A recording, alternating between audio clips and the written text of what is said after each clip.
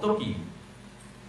আজ কংসের কারাগারে প্রকোষ্ঠের মধ্যে হাত পা শৃঙ্খলিত অন্ধকারে বন্দী দশায়, কিন্তু সেই বসুদেব আর সেই দেবকী শৃঙ্খলিত অবস্থায় কারাগারের মধ্যে ভগবানের ভজন কি বন্ধ করেছিলেন?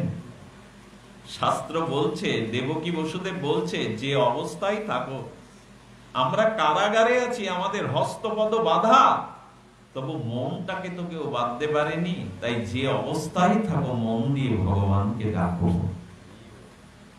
আমরা বলি আমার হাত পা বাঁধা, মন্দিরে যেতে পারি না, ভাগবত শুনতে যেতে পারি না, আমার হাত পা সংসারে বাঁধা। দেবকী বলছেন, আমাকে কারাগারে হাত পা শৃঙ্খলিত বাঁধা, তবু মন তো কেউ বাঁধতে পারে না। মন দিয়ে যে অবস্থায় থাকো ওখান থেকে ভগবানকে ডাকো। আচ্ছা, ডাকলে কি হবে? দেবকী বসুদেব বলছে, ভগবান তোমাকে চোখের জলে, অশ্রু জলে আমরা আহ্বান করছি। আমি জানি আমরা তোমার কাছে যেতে পারবো না, কিন্তু তোমাকে নয়ন জলে প্রেমশ্রু দ্বারা যদি আবেদন করি, আমি তোমার কাছে না যেতে পারি, ভগবান তুমি কারাগারের মধ্যে আসতে পারো, এই করুণা তোমার আছে। স্বয়ং বিশ্বেশ্বর ভগবান কারাগারে আবির্ভূত হবেন কেন? জগৎকে জানালেন, যে অবস্থায় যে ভক্ত আমাকে স্মরণ করে, সে আমার কাছে আসতে না চাইলেও আমি সেখানে যেতে পারি। এই জন্য ভগবান কারাগারে এলেন, কারাগারের মধ্যে আবির্ভূত হলেন। তুমি আমার কাছে না আসতে পারো, আমি যে আমাকে ভজনা করে আমি তার কাছে যাই। এই জন্য সংসারে বিপদে থাকুন, সংশয়ে থাকুন, আবদ্ধ হয়ে থাকুন, ওইখান থেকেই ভগবানকে স্মরণ। কেউ বলবেন না আমার হাত পা বাঁধা, মন্দিরে যেতে চাই পারি না, ভগবত শুনতে যেতে চাই পারি না, এরকম না। যে অবস্থায় আছেন ডাকবেন, তাহলে ভগবানের সচ্চিত আনন্দময়, তার কাছে সকলেই আসে, সকলেই অপরাধকে স্বীকার করতে পারে, সকলেই ভগবানের জন্য দুয়ার উন্মুখ। পুতনা যেদিন এসেছিল, গোবিন্দ বলেছিল, পুতনা অনন্ত জন্মের বাল ঘাতিনী, রক্ত পিপাসী, তুমি পাপিয়সী পুতনা, তোমার অন্তরে আছে পাপের বিষ, আর তুমি স্তনে মাখিয়েছো কালকূট বিষ। এই দুই বিষ নিয়ে তুমি আমার কাছে এসেছো, তবে আমাকে যবে কোলে নিলে, আমার দিকে যবে একটুখানি প্রীতি দিয়ে এক মুহূর্ত তাকালে, তবে পুতনা শোনো, বিষ নিয়ে আসলো, পাপ নিয়ে আসলেও যে আমার কাছে আসে, আমি তার অনন্ত জন্মের পাপ কালকূট বিষ নিয়ে তাকে আমি প্রেম ভক্তি দিয়ে দিই। আমার কাছে এসো, হৃদয়ে অপরাধ থাক, পাপ থাক, কিন্তু ভগবানের কাছে এসো। পুতনাকে বললেন, তোমার অন্তরে পাপ আছে, তোমার বুকে বিষ আছে, তবু আমার কাছে যে আসে তার অনন্ত বিষ আমি গ্রহণ করে নিই। পুতনাকে ধাত্রীগতি দিয়ে দিলেন। এর থেকে করুণা আর কোন ভগবানের আছে, যাকে বিষ দিতে গেলে, পাপ বুকে নিয়ে গেলে যিনি অমৃত দেন? সেই ভগবানের আবির্ভাব কথা শুনছি। তাহলে ভগবানের রূপ কি? সৎ। কেউ ঘুমাবেন না দয়া করে, আজকের দিনে নিদ্রা যাবেন না। সৎ, সৎটা আমরা বললাম যার বিনাশ নেই, যার ধ্বংস নেই, যার প্রলয় নেই, যার চির শাশ্বত। এরপরে কি বলবো? চিৎ, সৎ চিৎ আনন্দ। ভগবানের রূপ কি দিয়ে গড়া? সৎ চিৎ আনন্দ। চিৎ কাকে বলে? এটা কিন্তু একটু মন দিতে হবে। চিৎটা জানলে আপনার ভিতরে চৈতন্য আসবে। চিৎ মানে চৈতন্য, চিৎ মানে চৈতন্য। এই তুমি বসো কেন, উঠছো কেন? চিৎ মানে, আচ্ছা যদি ওখানে কষ্ট হয় ভেতরে আসেন, বৃষ্টি পড়লে তো বসা সম্ভব না, মন্দিরের ভেতরে আসুন। যদি কেউ কষ্ট পান, ভিজে যান, মন্দিরের ভেতরে আসুন। জয় রাধা। আপনারা একটু এগিয়ে আসুন না, এখানে অনেক জায়গা আছে। যারা বৃষ্টি পড়ছে যেখানে, এগিয়ে আসুন।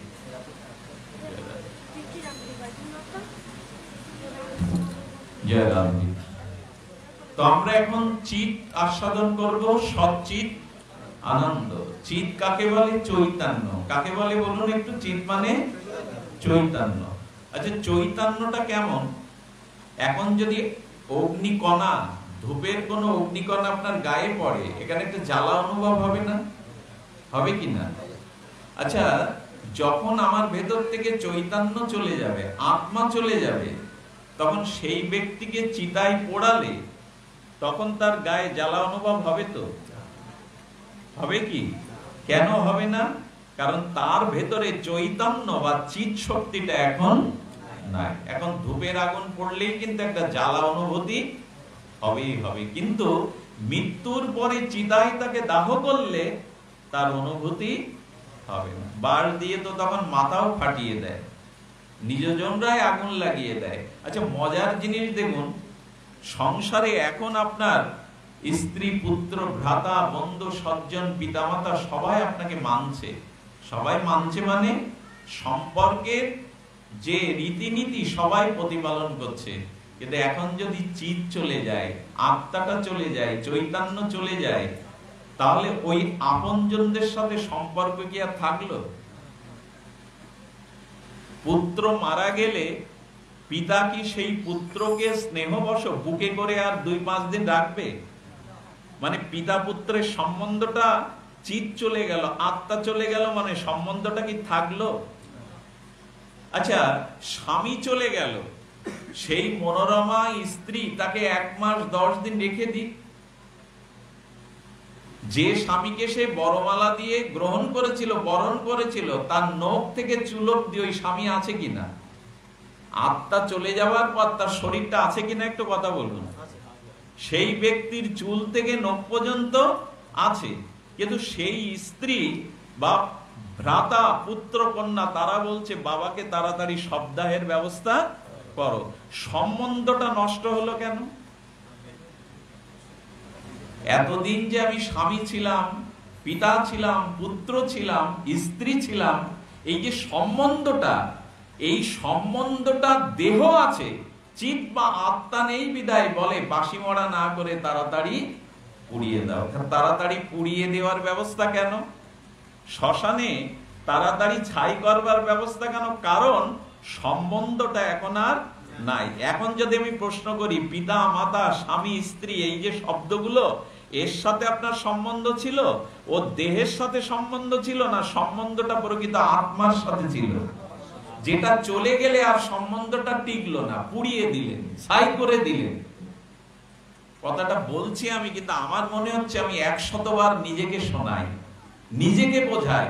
এই জগতে কারো সাথে রক্ত মাংসের মাইক সম্বন্ধ নয়, আত্মার সাথেই আমাদের সম্বন্ধ। আচ্ছা, যাকে জীবনে কখনো চোখে দেখেননি, যার সাথে জীবনে আপনার কোনো পরিচয় নাই, যার সাথে কোনো লেনদেন নাই, তার জন্য আপনি বসে বসে কাঁদেন, খাওয়া দাওয়া বন্ধ করেন।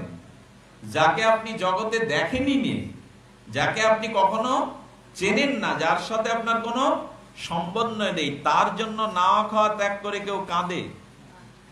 এই কারণ প্রশ্ন হচ্ছে, দেহ যদি পিতা, মাতা, পুত্র, স্বামী, এই সম্বন্ধ যদি আমি হতাম, তাহলে দেহ থাকতে দেহের জন্য কাঁদ না কেন? সেই স্বামী, সেই পিতা, সেই স্ত্রীর দেহটা তো আছে, কান্না কেন?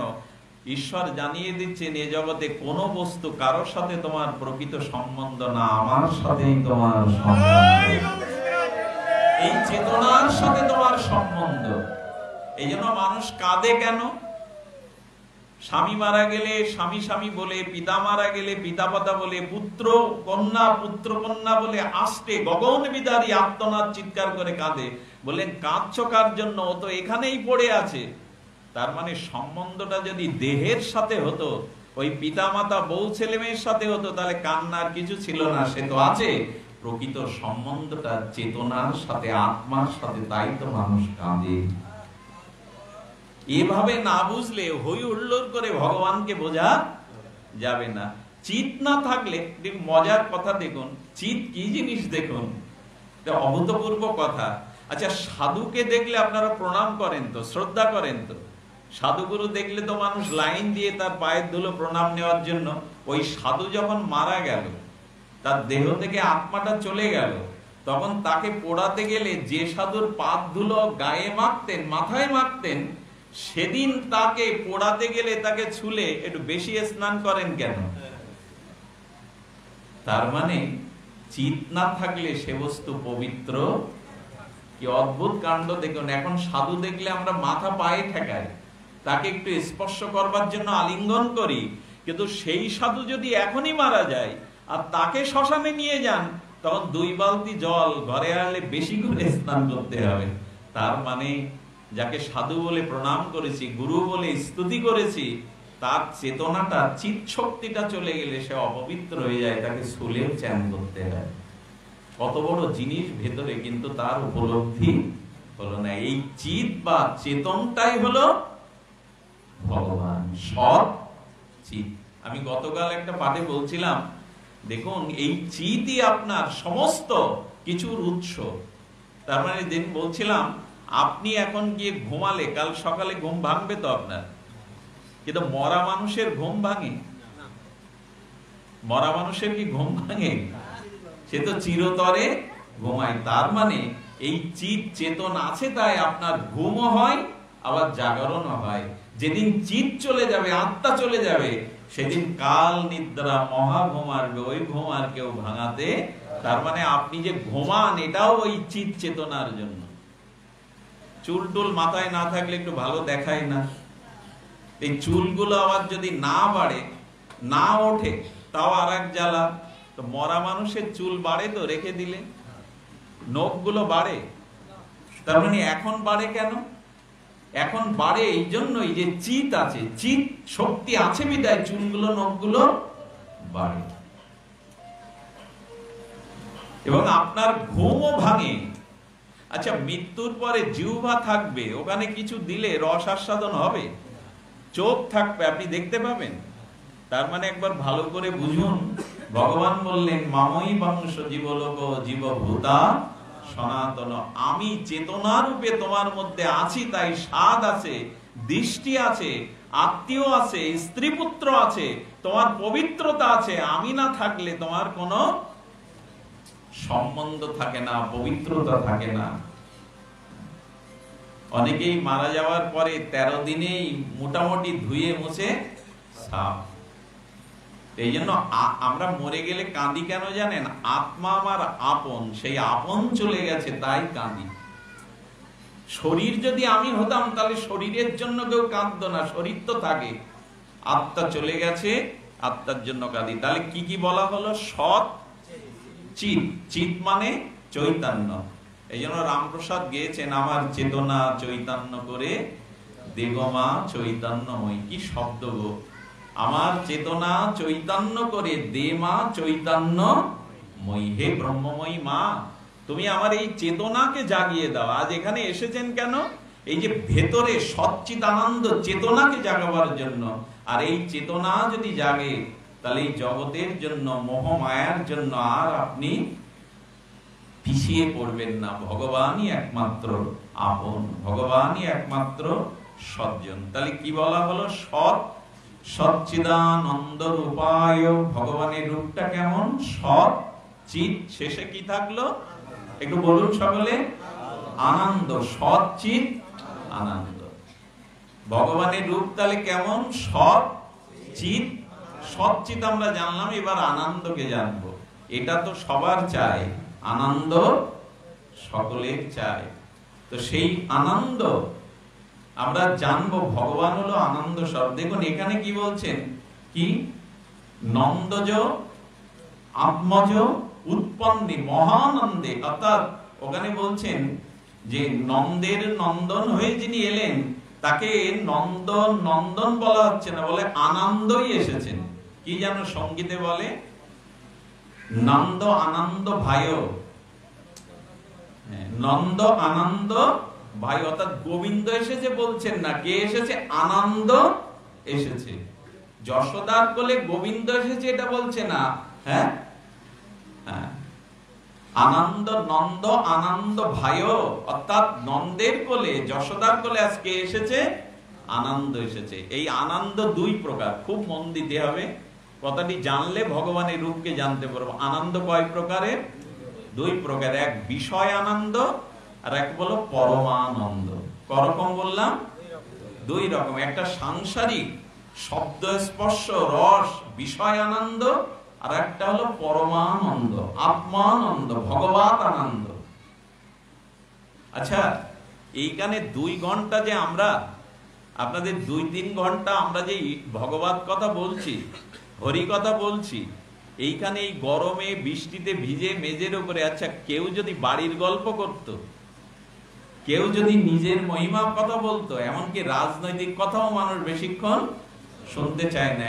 এত কষ্ট করে উপবাস থেকে আপনারা এখানে বসেছেন কেন? বসেছেন এই জন্য, জগতের আনন্দ বেশিক্ষণ আনন্দ টিকে থাকে না। জগতের আনন্দ ক্ষণস্থায়ী, জগতের আনন্দ অল্পের মধ্যে। আচ্ছা, যে খেতে ভালোবাসে সে সারাদিন খেতে পারবে 12 ঘন্টা? যে খেতে খুব ভালোবাসে আর আস্বাদ্য রসালো বস্তু জিহ্বায় দিলে আনন্দ হয় কিনা? প্রিয় বস্তু খেতে গেলে একটু খাওয়ার জন্য মানুষ গাড়ি চালিয়ে চূর্ণ করে যায়। খাওয়ার জন্য কোথায় যায়? যারা একটু ওইসব খায় তার একটা হোটেল আছে, ওইখানে চলে যায়। তার মানে একটু কিছু খাওয়ার জন্য, খাওয়াতে আনন্দ আছে। আচ্ছা, বুধাটাই পাওয়া যায় না, কিন্তু ভাগ্যগুলের মিষ্টি স্বাদ কেড়ে যেতে হবে। তার মানে আজকাল বগুড়ার দই, কোথায় কোথায় যেন বিখ্যাত জিনিস আছে, কুমিল্লার রসমালাই আছে না, দিনাজপুরের চমচম, টাঙ্গাইলের, এইগুলো এখন বেশ প্রচার পেয়েছে। তো সেই জিনিস মানুষ ওখানে গেলে একটু কিনে আনে। আচ্ছা, ওই কিনে এনে যখন সামনে দেয় থালা ভরে, তা আপনি কতক্ষণ খেয়ে সুখ পাবেন? বেশিক্ষণ পারবেন তো? তার মানে খাওয়ার যে সুখ, এটা বেশিক্ষণ আপনি চাইলেও পারবেন না। তার মানে জগতের সুখটা ছায়া সুখ, আর ঈশ্বরের আনন্দটা কায়া সুখ। কি কি বললাম? ছায়া সুখ আর কায়া সুখ। আচ্ছা, আপনি 5 তারা হোটেলে গেলেন, কি বলে 5 তারা হোটেল, আর কি বলে কি কি হোটেল আছে খুব বিখ্যাত, 7 স্টার 5 স্টার, মনে আমি এসব জানি না, তো এরকম বলে 5 স্টার 7 স্টার হোটেল। ওখানে গেলেন, গিয়ে আপনি 5 দিন ঘুরতে গেলেন, ওখানে যদি কোনো কারণে কেউ তালা লাগিয়ে চলে যায়, অন্য একটা তালা লাগিয়ে, আপনাদের 2টিতে তালা লাগিয়ে বাইরে দিয়ে চলে যায়, তো 5 দিনে আপনি 7 স্টার হোটেলে আছেন, সার করছে, মনোরম পরিবেশ, খাদ্য, তালা লাগিয়ে 5 দিনের জায়গা যদি 10 দিন আটকে রাখে, ছটফট করবেন কিনা বাড়ি আসার জন্য? 5 তারা হোটেল আর 5 স্টার আর ভালো লাগবে না। আপনার খাদ্য যেটা রস দেয়, সেই রস আপনি কিছুক্ষণ খেতে খেতে বলবেন আর। তার মানে আমি বোঝাতে চেয়েছি, জগতের কোন সুখ, জগতে আনন্দ নাই। জগতে কি নাই? সুখ আছে। জগতে আনন্দ একমাত্র আছে ভগবানের ভজনে, ভগবানের স্মরণে। জগতে আছে সুখ, আর এই সুখটা অল্পক্ষণের জন্য। আমি কায়া সুখ আর ছায়া সুখ বলেছি। আচ্ছা, এই দেহের ক্ষুধা তৃষ্ণা আনন্দ অনুভূতি আছে, ছায়ার আছে? একটু কথা বলুন, ছায়ার আছে? তাহলে আমার দেহ থেকে যে, কায়া থেকে যে ছায়াটা পড়েছে, আমার দেহেরই তো ছায়া, কিন্তু ছায়ার ক্ষুধা তৃষ্ণা আনন্দ অনুভূতি আছে? আচ্ছা, আকাশের চাঁদ, একটা জলের পাত্র রেখেছেন, ওর মধ্যে চাঁদটা দেখা যাবে কিনা স্বচ্ছ জলে? তো কেউ যদি মনে করে এই জলের পাত্রের মধ্যেই তো পূর্ণ চাঁদ দেখা যাচ্ছে, আমি ওকে ধরবো, পারবে তো? ঘরের ফ্যানটা দিয়ে দাও, ওটা ধরবে তো? চাঁদ ধরা যাবে? অর্থাৎ ওটা ছায়া সুখ। দেহের থেকে যে ছায়াটা পড়ে, ওর যেমন অনুভূতি নেই, কিন্তু দেহের অনুভূতি আছে ক্ষুধা তৃষ্ণার, তেমন জগতের সুখটা হলো কায়ার মতো, ওকে ধরতে চাইলেও ধরা যায় না। আর ভগবানের সুখটা, ভগবত সুখটা হলো কায়া সুখ, যেটা পাওয়া যায়। কি করে বোঝাই? দেখুন, সংসারের সুখ খুঁজতে নিষেধ করেছেন ভগবান, কারণ এই সংসারটার কি নাম দিয়েছেন? সংসার দুঃখালয়। কি বললেন? ভগবানের সংসারটা কিসের আলয়? দুঃখালয়। আচ্ছা, কিছু কিছু নাম দেয় দেখবেন, ভোজনালয়, যেখানে ভোজন করা হয় তাকে কি বলে? ভোজনালয়। যেখানে বিদ্যা গ্রহণ করা হয় তাকে কি বলে? বিদ্যালয়, তাই তো? যেখানে কাজ করে মানুষ অফিসে, তাকে বলে কার্যালয়। আচ্ছা, কার্যালয়ে কেউ ঘুমায়, বিশ্রামালয়তে গিয়ে ঘুমায়, কার্যালয়ে গিয়ে কেউ ঘুমায়। আচ্ছা, ভোজনালয়ে গিয়ে কেউ পড়ে বিদ্যালয়ে ছাড়া? তার মানে যে যেখানে নামটা বলা হচ্ছে সেখানে ওই ক্রিয়াটাই, ভোজনালয়ে ভোজন হয়, বিদ্যালয়ে বিদ্যাধ্যয়ন হয়, আর কার্যালয়ে কার্য হয়। কার্যালয়ে কেউ ঘুমায়, এমনি ঝিমানি আসতে পারে, কি ওখানে ঘুমানোর জায়গা? তার মানে ভোজনালয়ে ভোজন পাবেন, আর বিশ্রামালয়ে বিশ্রাম পাবেন, কার্যালয়ে কার্য পাবেন, আর সংসার দুঃখালয়ম। ভগবান বলছেন সংসারটা দুঃখের আলয়। আপনি আমি 5 তলা 10 তলা সুন্দরী সুন্দর দিয়ে সুখ খুঁজছি কেন? আমি যদি দাবি করি জগতের কোন ধন, কোন সুন্দর রূপ উচ্চকুলে জন্মালেই তিনি সুখী হবেন, তা যদি হতো তাহলে কোন ধনী অসুখী, কোন রূপবান বা রূপমতী অসুখী হতো না। ভগবান বলে দিয়েছেন সংসারটা দুঃখের আলয়, তুমি এখানে আনন্দ বা শান্তি পাবে না। আনন্দ একমাত্র আছে ভজনে, আনন্দ একমাত্র আছে ভগবানে, আনন্দ আছে একমাত্র আত্মানন্দে। এই জন্য রূপ সনাতন তারা রাজমন্ত্রী সব পরিহার করে তারা কোথায় গেলেন? তারা মহাপ্রভু চরণাশ্রয় করে বৃন্দাবনে গাছতলায় ছেঁড়া কাতা নিয়ে থাকলেন। ওরা বোকা ছিল, আনন্দ সংসারে না। এই জন্য প্রত্যেকটি মানুষের চিত্তে, প্রত্যেকটি সংসারে দেখবেন অজানা একটা ব্যথা লুকিয়ে আছে, যন্ত্রণা লুকিয়ে আছে। মানুষ বলুক আর না বলুক, এই ব্যথা একমাত্র দূর হয় যদি ভগবত আনন্দটা পাওয়া যায়। এখানে 2 ঘন্টা রাজনৈতিক বক্তব্য, সাংসারিক কথা কেউ শুনতেন না। কেন জানেন? হরি কথা শুনছেন, তাই হৃদয়ে একটা আনন্দ যাচ্ছে, একটা শান্তি যাচ্ছে। এই জন্য তো মানুষ বসে বসে রাত জেগে এটি শ্রবণ করে। শুধু ভক্তগণ, এই জন্য আমরা নিবেদন করব, আনন্দ একমাত্র আছে ভগবানে। ভগবান ছাড়া, ভগবানের ভজন ছাড়া এই জগতে প্রকৃত আনন্দ নেই। এই জন্য দেশের রাষ্ট্রপতি, প্রধানমন্ত্রী পর্যন্ত কোন সাধুর কাছে গিয়ে আশীর্বাদ চান। চান কিনা? কেন চান? তিনি শান্তি চান, আনন্দ চান। তাহলে আনন্দ একমাত্র আছে ভগবানে। অন্য কোথাও আনন্দ যেটা, ওটাকে সুখ বলা হয়। আর সুখ হলো ক্ষণিকের, সুখ হলো অল্প সময়ের। সুখ একমাত্র ভগবান, আনন্দ একমাত্র ভগবত ভজনেই আছে। কিন্তু আমাদের এই আস্বাদনটা হয় না কেন? দেখুন, এখানে আমি আনন্দের কথা যাও বলি, অনেকের মুখ দেখে বোঝা যাচ্ছে আনন্দ অনেকেই পাচ্ছেন না, কারণ অলসতা আসছে, নিদ্রা আসছে। মুখ দেখলে তো বোঝা যায়, মুখের ভাষা বোঝা যায় না আনন্দ আসছে না কেন জানেন? আচ্ছা, মিশ্রির স্বাদ কি? মিষ্টতা। কিন্তু যার অধিক দিন জ্বর হওয়ার ফলে পিত্ত দোষ হয়েছে, যার পিত্ত গরম হয়েছে, সে মিশ্রি খেলে কি লাগবে? যা খাবে। আচ্ছা, এটা মিশ্রির দোষ না তার পিত্ত দোষের দোষ?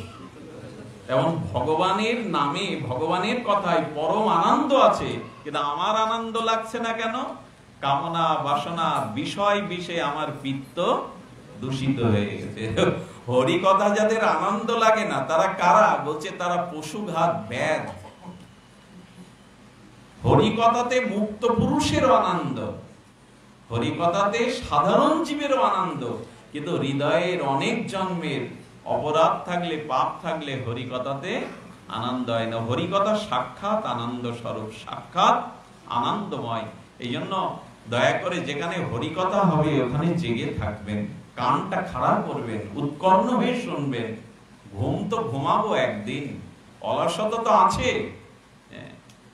কোজাগরী পূর্ণিমা আসে না, কোজাগরী, ওকে একটা ব্যাখ্যা আছে খুব সুন্দর, কে জাগরে। কোজাগরী মানে কে জাগরে। ভগবান দেখছেন আমার জন্য কে জেগে আছে, আমার জন্য কে জেগে আছে। হৃদয় খুলে যে জেগে আছে সেখানেই তিনি প্রবেশ করেন। তাই যেহেতু আমি সময় নিতাম না, কিন্তু অতিবাহিত করতে হবে, তো আমাদের অভিষেকের জন্য সময়টা পার করতে হবে। আমি ঘরের ছেলে, নানান অপরাধে অপরাধী, আপনাদের মাঝে এভাবে দীর্ঘক্ষণ হরিকথা বলার ধৃষ্টতা থাকা উচিত নয়, কিন্তু উপায় নেই, হাত পা বাঁধার সময় অতিবাহিত করতেই হবে। তাহলে কি বললাম? সচ্চিদানন্দ রূপায়। শ্লোকটি বড় অদ্ভুত বললো। এরপরে কি বলছেন?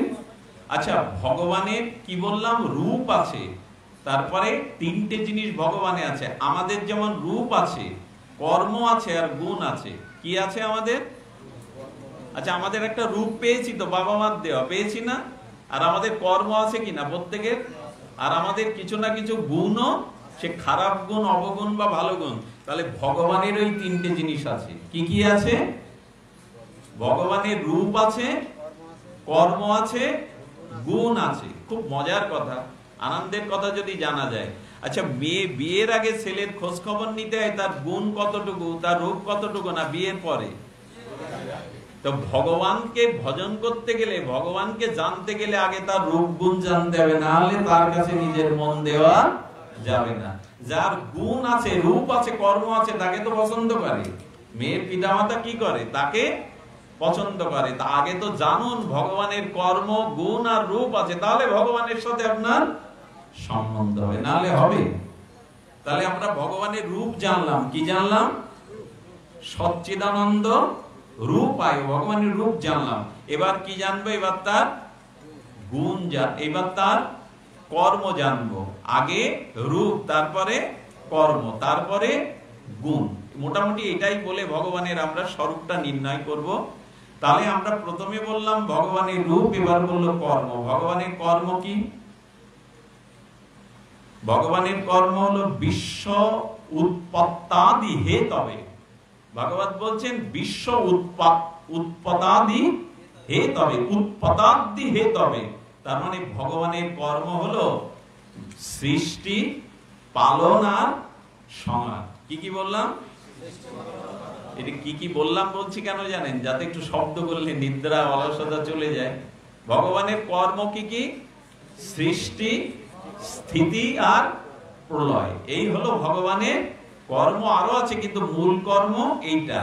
তাহলে এই জগৎ কি একদিন ছিল? এই বিশ্ব ব্রহ্মাণ্ড একদিন ছিল? এর স্রষ্টাকে ভগবান, তিনি সৃষ্টি করেছেন।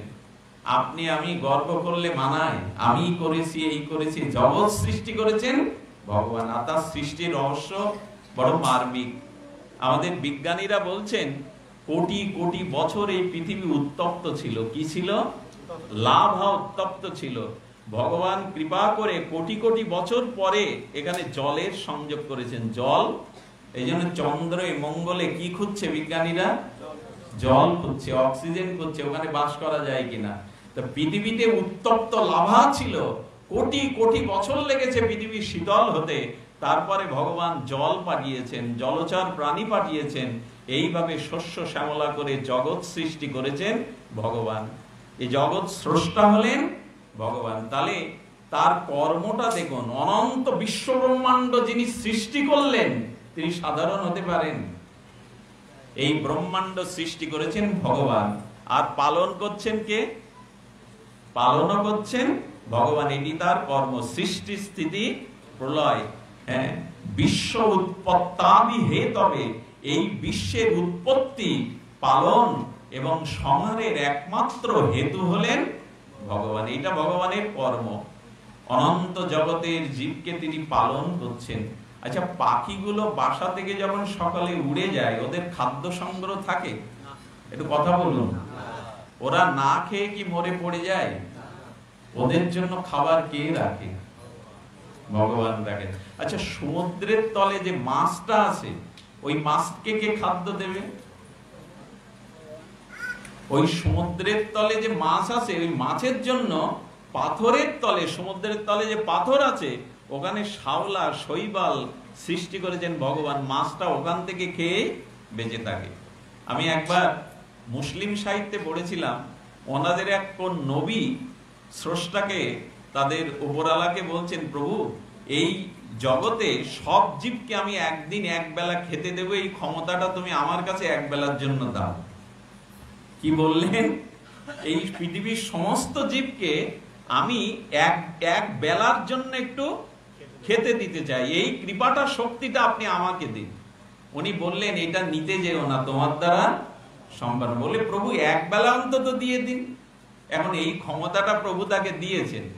সে করেছে কি, সারা বিশ্বব্যাপী সবখানেই খাদ্যের ব্যবস্থা করে নিজের সমুদ্রের জলচর প্রাণীদের খাদ্য খাওয়াবেন বলে ওইখানে সবকিছু তার স্রষ্টার ইচ্ছায় সৃষ্টি করেছেন।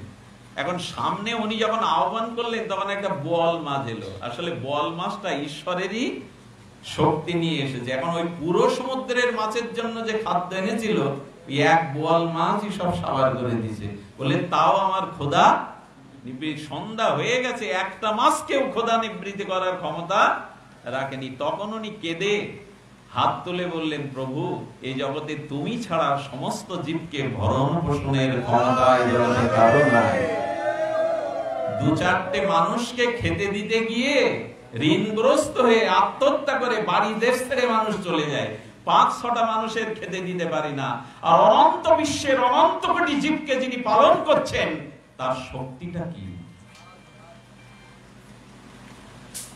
আমরা কেউ আগামীকালকের আপনার খাদ্য কোথায় এটা নির্ণয় কে করে? আপনি। আপনার অন্ন প্রস্তুত থাকলে ওই অন্ন যদি ভগবান আপনার কপালে না লেখেন, ওই অন্ন আপনার মুখে যাবে না। এইটুকু তো ভাবুন যে ভগবানই আমাদের পালন করছেন, অন্য কেউ না।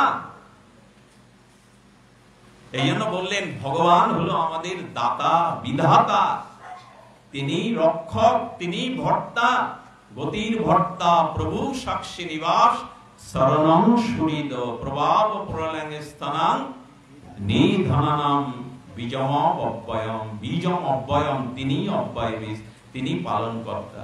দেখুন ভগবান কত দয়ালু।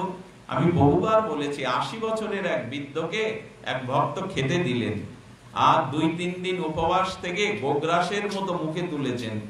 সেই ভক্ত বলছে খেও না, যে ঈশ্বরকে নিবেদন না করে, এই তোমার মুমূর্ষু মৃতময় অবস্থা, তো তার অন্ন আমার এখানে নেই। অন্নের থাল কেড়ে নিলেন। ভগবান দৈববাণী দ্বারা বললেন ওর বয়স কত বছর? বললো 80 বছর। বলে এই 80 বছর কোনোদিন একদিনও আমাকে ডাকেনি, তবুও 80 বছর ধরে ওকে আলো বাতাস খাদ্য দিয়ে আমি ওকে বাঁচিয়ে রেখেছি, আর তুই এক বেলাও সহ্য করতে পারলি না। তো তখন ভক্ত বলছে 80 বছর ওকে বাঁচিয়ে রেখেছো কেন প্রভু? বলে বাঁচিয়ে রেখেছি এই জন্য, জীবনের শেষের দিনও একবারও যদি গোবিন্দ বলে আমায় ডাকে, এই আশায় তাকে বাঁচিয়ে রেখেছি। তিনি তাকে না ডাকলেও, তাকে ভজন না করলেও, তার কথা স্মরণ না করলেও তিনি আমাকে আলো বাতাস দিয়ে বাঁচিয়ে রেখেছেন। দেখুন অতি সহজে পাই বিদায় ভগবানকে মানি না। আচ্ছা, হীরা মণিকে, হীরা মণি মাণিক্য, মণির দাম বেশি না অন্নের দাম বেশি? মূল্যবান কোনটা, অন্ন না হীরা মণি? একটা হীরার মূল্য বেশি না একটা অন্নের মূল্য বেশি? না, কথাটা বলতে গেলে সহজে বলা যাবে না। আমরা এতদিন বলে আসছি হীরা বা মণি মাণিক্যর দাম বেশি। কারণ কি জানেন?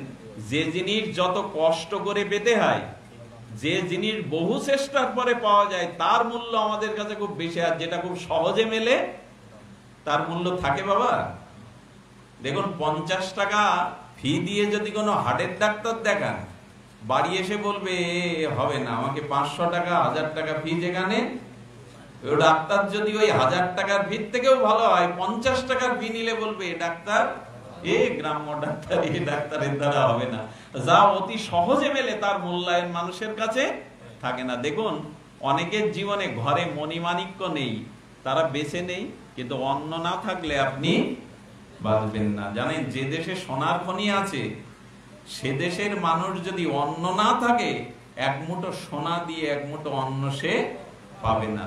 মানুষ সোনার জন্য মরে না, অন্নের জন্য মরে। ভগবান বললেন এই জন্য যারা যখন প্রসাদ পান, যারা যখন অন্ন পান, আমি অনেক গুণী মানুষকে দেখেছি, একটা অন্ন পড়ে গেলে ওটা বিলাসিতা না করে তিনি তুলে নিয়ে নেন। কারণ পৃথিবীতে একদিন এমন একটা দিন আসছে, জেনে রাখুন, লিখে রাখুন, মহাপুরুষরা বলেছে এক মুঠো সোনা দিয়ে আপনি এক মুঠো অন্ন পাবেন না। বর্তমান পৃথিবীতে খাদ্য সংকট জানিয়ে দিচ্ছে, এখান থেকে 100 বছর পর পৃথিবীর জনসংখ্যা যখন বাড়বে, আপনি সোনা নিয়ে অন্ন পাবেন না। তাই দয়া করে মণিমুক্তার থেকে অন্নের মূল্যায়ন করবেন।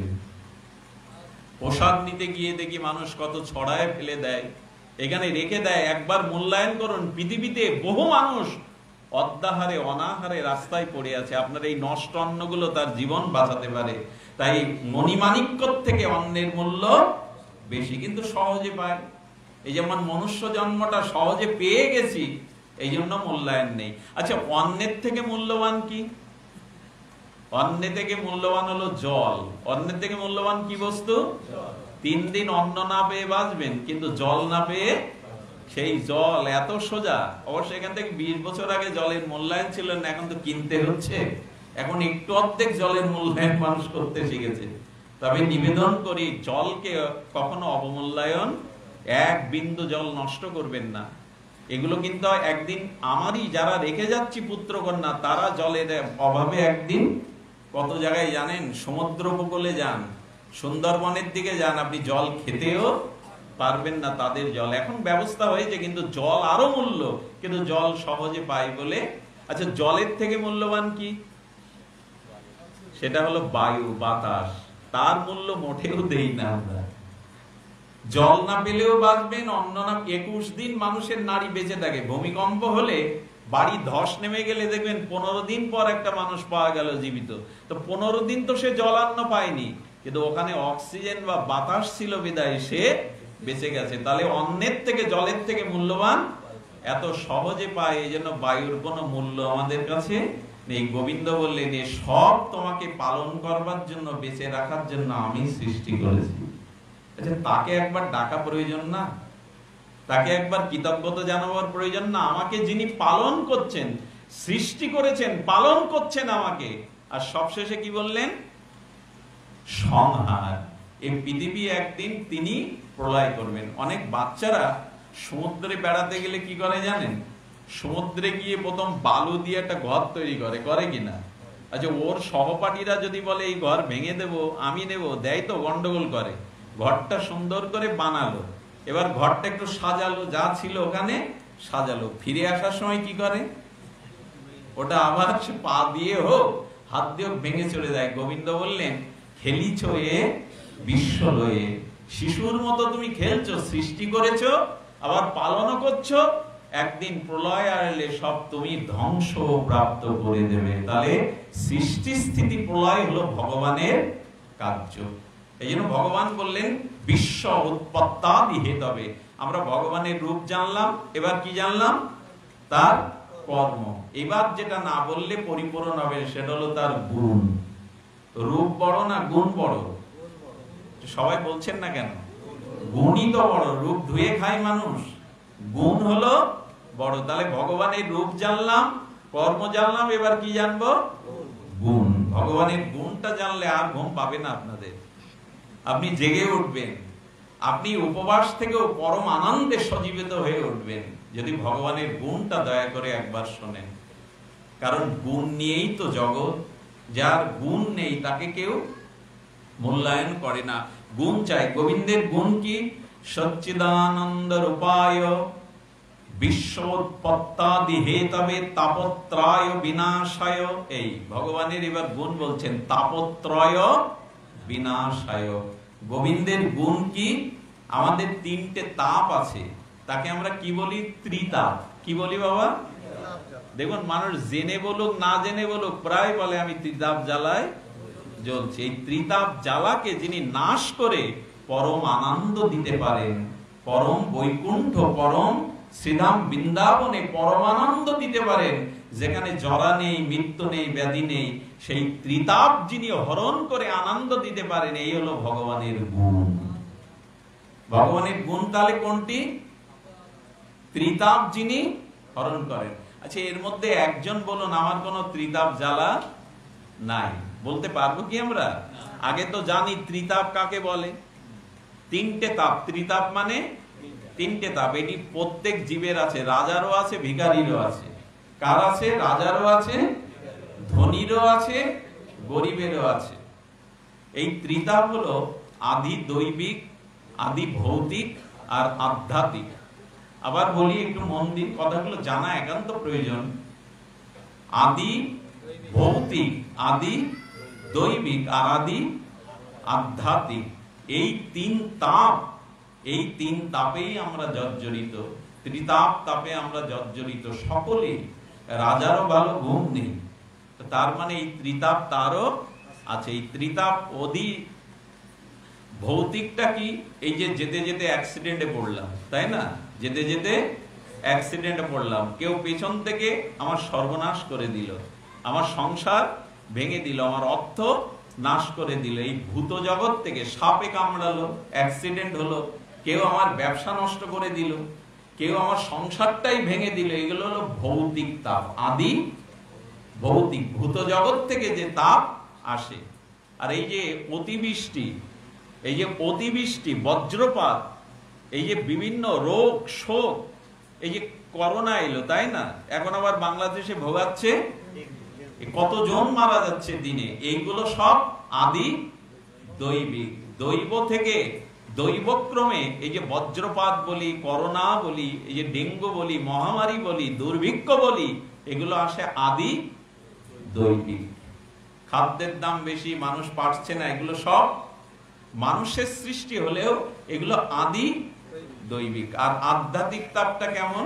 আধ্যাত্মিক তাপটা খুব সহজ করে বলেছে, জীবনে যা চেয়েছি তা পাইনি, আর যা পেয়েছি তা চাইনি। এই যে যন্ত্রণাটা, জীবনে যা চেয়েছিলাম তা পাইনি, আর যা পেয়েছি তা মনে প্রাণে চাইনি। আচ্ছা, একজন আমাকে বলুন, এই তাপ আমাদের নেই, এই ত্রিতাপ আছে কিনা? স্বীকার তো করতে হবে। এই ত্রিতাপের বদলে আরো কত তাপ আছে, সেগুলো তো আমরা ত্রিতাপ জ্বালাই জ্বলছি, জগতে সকলেই জ্বলছি। তো ভগবানের গুণ কি? ভগবানের চরণাশ্রয় করলে, তার চরণে ভক্তি হলে এই ত্রিতাপকে তিনি প্রশমিত করে দেন। আমি শেষের দিকে চলে এসেছি, আপনাদের যন্ত্রণা যদি না হয়, কষ্ট না যদি না হয়, তবে শুনুন ভগবানের গুণ কত অপূর্ব। এই ত্রিতাপ তিনি দূর করেন। কি করে করেন? দেখুন, একটা কথা আজকে খুব শক্ত করে গিট দিয়ে যান। আমরা মাঝে মাঝে গিট দেই না? সেই গিটটা হলো, ভগবানের পথে এলে, ভগবানের ভজন করলে আমার জীবনে দুঃখ বিপদ আসবে না, এই কথাটা আজকে এখান থেকে ঝেড়ে ফেলে দিন। ভগবানের পথে যারা আসবে তাদের বিপদ দুঃখ বরঞ্চ আরো বেশি আসবে।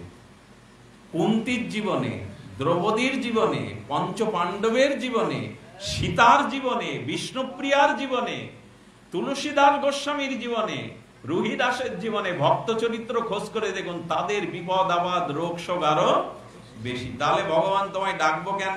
তুমি যে বললে ত্রিতাপ জ্বালা তুমি দূর করো, ত্রিতাপ দগ্ধিত তাপ তুমি প্রশমিত করো।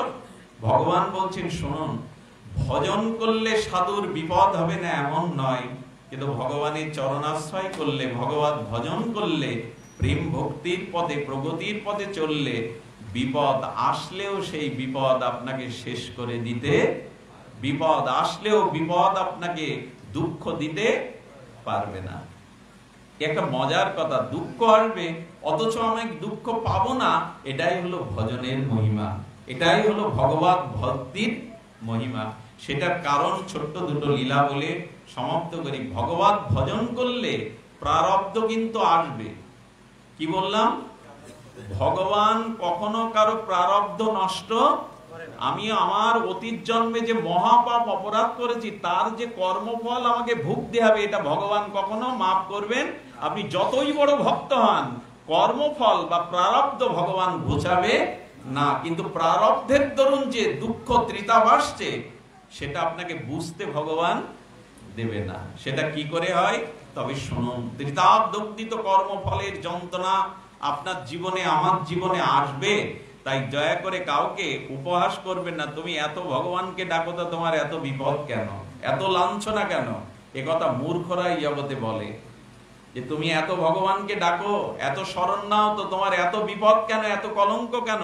কারণ কর্মফল ভগবানও কারো নিষ্ক্রিয় করেন না। তার ছোট্ট দুটো দৃষ্টান্ত দিয়েই আমরা আলোচনা বিশ্রাম করব, কারণ এটা ভগবানের গুণ। রূপ জেনেছি, কর্ম জেনেছি, গুণ। আমরা জগন্নাথী মাধব ছিল পুরীতে, কি নাম বললাম? জগন্নাথী মাধব দাস। এই মাধব দাসের রক্ত আমাশা হলো। জগন্নাথের বন্ধু ছিলেন তিনি, সখা ছিলেন, খেলতেন জগন্নাথের সাথে। ওনার কি হলো?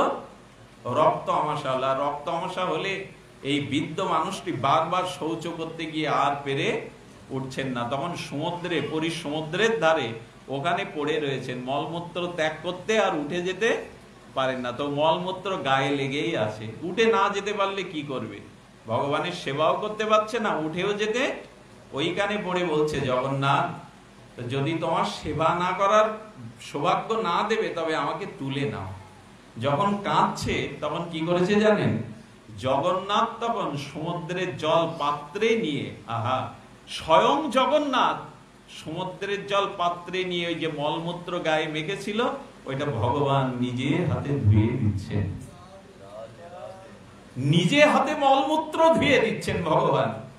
একটু মুখ ফিরে তাকিয়ে বলছেন, দেখছেন যে সাক্ষাৎ জগন্নাথ নিজে জল এনে মাধব দাসের সমস্ত অঙ্গে যে সব মলমূত্র ছিল উনি ধুয়ে দিচ্ছেন। হাত জোর করে বললেন, ভগবান এতে তোমার কলঙ্ক হবে, তুমি আমার মলমূত্র ধুয়ে দিচ্ছ, এটা কলঙ্ক হবে।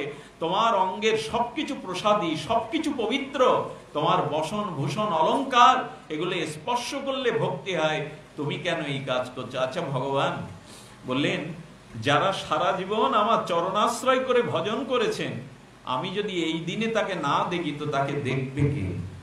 তখন মাধব দাস বললেন, প্রভু তা তুমি এই কাজ না করে আমার রোগটাই তো সেরে দিলে মিটে যায়, আমার ব্যাধিটা সেরে দিলে তো তোমাকে এই কাজ করতে হয় না, আমার তো এই ত্রিজগতে কেউ নেই তুমি ছাড়া, ব্যাধিটা ছেড়ে দাও। ভগবান তখন বললেন, ব্যাধিটা সারবো না দুটো কারণে, খুব মন দিন। ভগবান বললেন, তোমার প্রারব্ধের কারণে এই ব্যাধিটা এসেছে, আমি যদি সেরে দেই, দিতে পারি, আমি সর্বশক্তিমান, আমি যদি দেই তাহলে এই প্রারব্ধ ভোগের জন্য তোমাকে আবার পুনরায় জন্মাতে হবে। আমি চাই আমার ভক্ত কর্মফল শেষ করে আমার কাছে ফিরে আসুক, যাতে বারবার এই জন্ম মৃত্যু জগতে তাকে আর না আসতে হবে, চিরদিন যেন সে আমার কাছে থাকতে পারে। মাধব, আমি তোমার ব্যাধি সেরে দিতে পারি, কিন্তু ব্যাধি সারলে তোমাকে আবার এই কর্মফলের জন্য জন্মাতে হবে। আমি চাই আমার ভক্তকে ভুগিয়ে নিয়ে আমি দ্রুত আমার চরণে নিয়ে আসি, যাতে আর পুনঃ পুনঃ এই জন্ম মৃত্যু চক্রে জগতে আর না আসতে হয়। এই জন্য বিপদ দুঃখ এগুলো এলে ভগবানকে জানাবেন, ধৈর্য দাও, এই কর্মফলকে শোধ করে নাও, আমি অপরাধ করেছিলাম, আমার প্রারব্ধ ছিল তাই ভুগতে হচ্ছে, এটা শোধ করে নাও। কেউ কখনো বিপদকে, অপমানকে, কলঙ্ককে এড়াতে চাইবেন না, এগুলো দুহাত ভরে। তবে ভজন না করলে কিন্তু ধৈর্যটা, এই জ্ঞানটা একমাত্র ভগবানের ভজন করলেই ভগবান তাকে এই জ্ঞান দেয়। এই জন্য দেখবেন যারা ভজন করে তারা শত দুঃখ অপমানেও শেষ হয়ে যায় না। নমে ভক্তা প্রণশ্যতে, আমার ভক্তকে আমি বিনাশ হতে দেই না, তাকে সান্ত্বনা দেই। আর একটা চরিত্র বৃন্দাবনে, সেই চরিত্রটা হলো যে ভগবান একজন পরম ভক্ত, রাধা কুণ্ডের একটু দূরে গিরি গোবর্ধনের তীরে বাঙালি পরম বাবাজি মহারাজ সিদ্ধ মহাত্মা, তিনি একজন সেবককে মাত্র রেখেছিলেন তার শিষ্য করে, আর কাউকে শিষ্য করেননি। এই 25 বছরের বাঙালি যুবক প্রাণ ঢালা সেবা করতেন বাবাজি মহারাজের, কিন্তু বাবাজি মহারাজের গলায় দুটো ফোড়া হলো। কি হলো? সে ফোড়া ছোট নয়, বড় বড় দুটো ফোড়া হলো মালার মতো। এই যন্ত্রণায় উনি খাওয়া দাওয়াও ছেড়ে দিলেন, কিন্তু একদিন উনি রাধারানীকে বলেননি যেটা সেরে দাও। ওনার আশ্রিত যে শিষ্য, সে বাবা কিছু প্রসাদ পাচ্ছে না বিদায় সারা রাত কুণ্ডের তীরে, গোবর্ধনের তীরে কেঁদেছে, ভগবান বাবা যদি চলে যায় আমি অনাথ হয়ে যাব, তুমি আমার জীবনের বিনিময়ে অন্তত বাবার এটা সারিয়ে দাও। সারা রাত কাঁদলো, সারা রাত কাঁদলো। সকাল যখন হলো না, ভোরবেলা, গোবিন্দ গোপাল বেশে, একটা বালক বেশে এসে বলছে, তুমি কাঁদছে কেন সারা রাত, এখানে কাঁদছো কেন? বলে, আমার গুরু মহারাজের গলায় দুটো ফোড়া হয়েছে, তিনি জলও খেতে পাচ্ছেন না। তো বললেন, তোমার গুরু মহারাজ ও দুটো সারবে না, কেউ যদি সারিয়েও দেয় গুরু মহারাজ, এই জন্য তিনি ভগবানকে জানান না। তো বললেন, আপনি একটা উপায় করুন যদি জানা থাকে। বালককে আপনা আপনি করে বলছেন, আপনি এসেছেন প্রভাতে, যদি কিছু জানুন, বললেন এই পাতাটা নিয়ে যাও। উনি যখন জপ করবেন ওনার সামনে কিন্তু উনি ওটা ছোঁয়াতে দেবে না, উনি সারতে চান না ওটা। উনি যখন তন্দ্রা যান তখন পাতাটা ছুঁয়ে দেবে, ফোড়াটা থাকবে না। রাত্রে যখন বাবা নাম করতে করতে ঝিমাচ্ছে, পাতাটা ছুঁয়ে দেওয়ার সাথে সাথে ভোরবেলা বাবা উঠে দেখে ফোড়া দুটো আর নেই। আর যাবে কোথায়? তার শিষ্যকে ডেকে বলছেন, আমি তোর মুখ দেখবো না, আমি চিরদিনের মতো তোকে ত্যাগ করব, বল আমার মালা দুটো কোথায় রেখেছি, জপের মালা, মানে ফোড়া দুটোকে বলছে জপের মালা কোথায় রেখেছি, বল, সত্য করে বল। ও বলল, বাবা এক বালক প্রভাতে ফোড়ার জন্য একটা পাতা দিয়েছিল, আপনার যন্ত্রণা আমি সহ্য করতে পারি না, কিছু খাওয়া ছেড়ে দিয়েছেন, তাই বলেছিল ওটা বুলিয়ে দিলে ফোড়া ছাড়বে। বললো, বেরিয়ে যা দুষ্ট কোথাকার, বেরিয়ে যা, তোর মুখও যেন, আচ্ছা আমাদের যদি কেউ সেরে দিত, তাকে পূজা করতাম, উনি বলছেন তোর মুখও যেন আমাকে দেখতে নাই, বেরিয়ে যা কুলাঙ্গার। ধাক্কা দিয়ে ফেলে দিলেন। পেছন ফিরে বললেন, বাবা আমার অপরাধ। বলে আবার জিজ্ঞাসা করছিস মুখে অপরাধ? তবে শোন, আমার কর্মের প্রারব্ধের কারণে এ দুটো এসেছিল, আমি কোনোদিন কাউকে জানাইনি। কেন জানিস? এই জন্মে যদি ওটা ভোগ করে যেতে পারি, ভগবান আমাকে আর জন্ম দেবেন না, তার চরণে নিয়ে নেবেন। তুই কত বড় ক্ষতি করে দিয়েছিস, এই দুটো সেরে দিলি মানে এর জন্য, এটা ভোগের জন্য আমাকে আবার জগতে আসতে হবে। যদি কোনোদিন ওই দুটো আবার ফিরিয়ে দিতে পারিস, সেই দিন মুখ দেখাবি। আমি আপনাদের গল্প শোনাচ্ছি না, শ্রীধাম বৃন্দাবনে যাওয়ার ঘটনা, একটি সত্য ঘটনা। ওই শিষ্যটি গিয়ে আবার সারা রাত কাঁদছে ওই কুণ্ডের তীরে, হে গোবিন্দ, আমার গুরুদেব মুখ দেখবে না, আমি তার সেবা বঞ্চিত, তুমি কৃপা করো। আবার সেই বালক রূপে এসে বললেন, কিরে, তোকে বলেছিলাম না তোর গুরুদেব ওটা সারবে না? তবে যদি ফিরিয়ে নিতে চাস এই পাতা আবার ছুঁয়ে দে। আবার এনে ছুঁয়ে দিলেন। আবার তার গলে ফোড়া দেখলে বললে, এইবার তো থাকবার অধিকার আছে। এর দ্বারা কি বুঝলাম আমরা? জীবনে কর্মফল যা আসছে এইটা সহনশীল করে নিন। আর এই সহন ক্ষমতাটা সবার থাকবে না, কিন্তু যিনি ভগবানের ভজন করেন তার মধ্যেই কৃপা থাকবে। আমাদের 11:30 বাজতে গেল, আমি প্রায় 1.5 ঘন্টা অতিবাহিত করলাম। এরপরেই আমরা প্রণাম জানাবো শ্রীকৃষ্ণায় বয়ং নমঃ। শ্লোকটা কি বলা হয়েছিল? সচ্চিদানন্দ রূপায় বিশ্বৎপত্তাদি হেতবে তাপত্রয় বিনাশায় শ্রীকৃষ্ণায় বরং জুয়ং। আপনাদের এইটুকু বলি, হরি কথা শ্রবণ করুন, ভগবানের কথা শ্রবণ করুন, ত্রিতাপ জ্বালা দূরীভূত হবে। আর শান্তি যদি পেতে চান তবে ভগবানের ভজন করুন। নির্ধনী বলে ধনীর সুখ, ধনী বলে বড় আরো কোটিপতির সুখ, কোটিপতি বলে রাজার সুখ, রাজা বলে ইন্দ্রের সুখ, ইন্দ্র বলে ব্রহ্মার সুখ, ব্রহ্মা বলে ভগবান শিবের সুখ। আর তুলসীদাস বলছেন, সে ব্রহ্মা হও, ইন্দ্র হও, রাজা হও, মহারাজা হও, ভগবানের ভজন বিনা কেউ সুখী হতে পারে না। ভগবানের ভজন বিনা কারো সুখ হতে পারে না। আমাদের ভগবানের এই আবির্ভাব তিথি 5249তম জন্মাষ্টমীতে মন্দিরে যারা এসেছেন, যারা মন্দিরে আয়োজন করেছেন,